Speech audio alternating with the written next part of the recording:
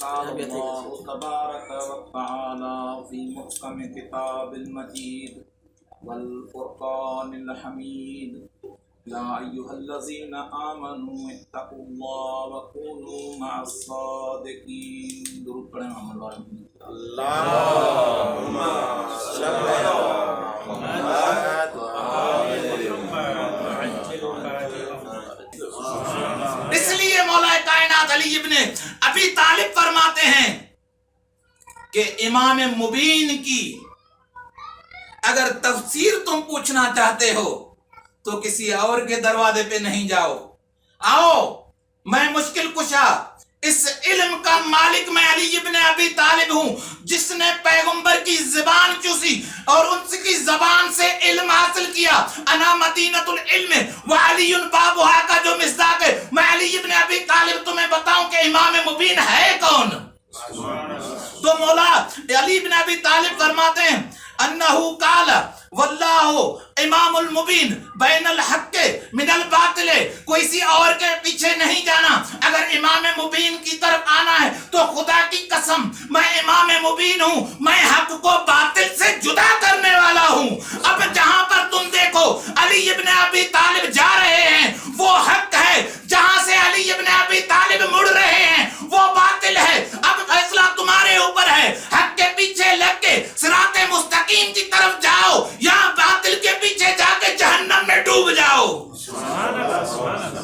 اس سے زیادہ اور مولا کائنات علی ابن ابی طالب کون سی فضیلت تم ایسی مولا کی فضیلت کون بیان کر سکتا ہے جو نفت رسول بھی ہے اور نفت خدا بھی ہے. اس نفت خدا اور نفت رسول کی معنی یہ ہے کہ اس میں اگر اس کلمے میں جان ہے تو علی کی وجہ سے ہے. اگر اس جان کو نکال دو گے یہ کلمہ تمہارا ادھورا رہ جائے گا. اب جب یہاں پر تم آتے ہو اس چوکٹ پہ خدا کی توحید کا اقرار کرتے ہو اور محمد کی رسالت کا اقرار کرتے ہو اس کے ساتھ تمہیں علی کی ولایت کا بھی اقرار کرنا پڑے گا.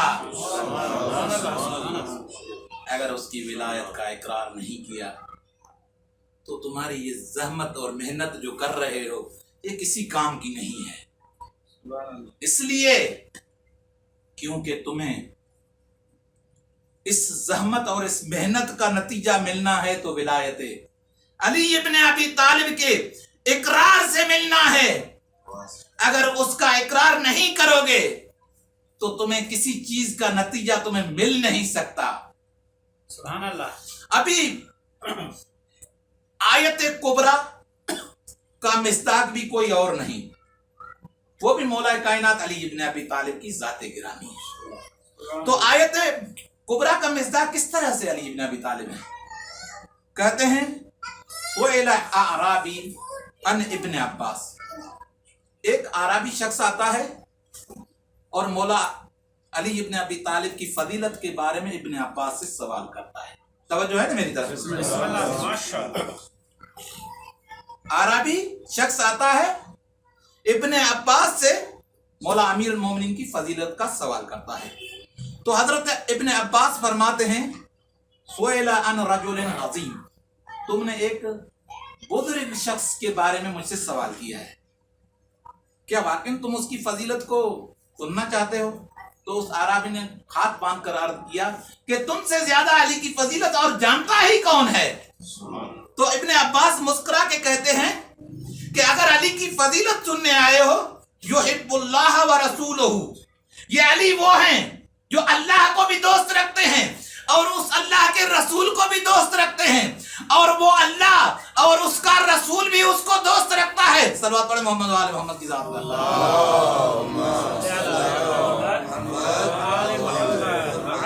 یہ علی وہ شخصیت ہیں جو اللہ کو بھی دوست رکھتے ہیں اور اللہ کے رسول کو بھی دوست رکھتے ہیں اور مالک حقیقی اللہ بھی اس کو دوست رکھتا ہے اور اس کا رسول بھی اس کو دوست رکھتا ہے. اس کی فضیلت سننا چاہتا ہے تو میرے مولا کی فضیلت ابھی غور سے سن. تو اس نے کہا سراج الماضیین اول السابقین تاج الباقین زین العابدین واصبر الصابرین کی لقب سے اگر نوالا گیا ہے تو علی ابن ابی طالب کی ذات کو نوالا گیا ہے. تم اس کی ذات کو کس طرح سے چھپا سکتے ہو، اس کی فضیلت کو کہاں تم چھپاؤ گے؟ اس کی کوئی بھی فضیلت تم چھپا نہیں سکتے، کیونکہ یہ عین عبادت ہے۔ علی کے طرف دیکھنا عبادت، علی کا ذکر کرنا عبادت، علی کی دل میں محبت رکھنا عبادت۔ تو یہاں پر ایک سوال پیدا ہوتا ہے، یا نبی اللہ، بسم اللہ سے توجہ میری طرف رہے، بسم اللہ بڑھیا پیغمبر نے فرمایا نا، النظر الی وجہ علی ابن ابی طالب عبادہ، بسم اللہ حب علی عبادہ۔ تو یہ پیغمبر کی حدیث ہے۔ اب ہم پیغمبر سے ایک سوال کرتے ہیں، یا نبی اللہ ہمیں بتائیں تو صحیح کہ کس طرح سے آپ نے کہا کہ علی کو دیکھنا بھی عبادت، علی کی محبت دل میں رکھنا بھی عبادت، اور علی کا ذکر کرنا بھی عبادت؟ تو شاید پیغمبر یہی جواب دیتے کہ میں نبی میری امت کو اس طرح سے دیکھنا نہیں چاہتا کہ میری امت والے کی آنکھیں ہوں اور وہ آنکھیں علی کے دیدار کے سرمے سے خالی ہوں، اور میری امت کے دل موجود ہوں لیکن وہ دل علی کی محبت سے خالی ہو۔ اور میں بھی اپنی امت کو ایسے دیکھنا چاہتا ہی نہیں ہوں، اس کی زبان چلتی رہے اور برے عمل بھی کرتی رہے، یہ میں چاہتا نہیں ہوں۔ زبان بھی ہو میری امت والوں کو اور وہ بغیر ذکر علی کے رہے۔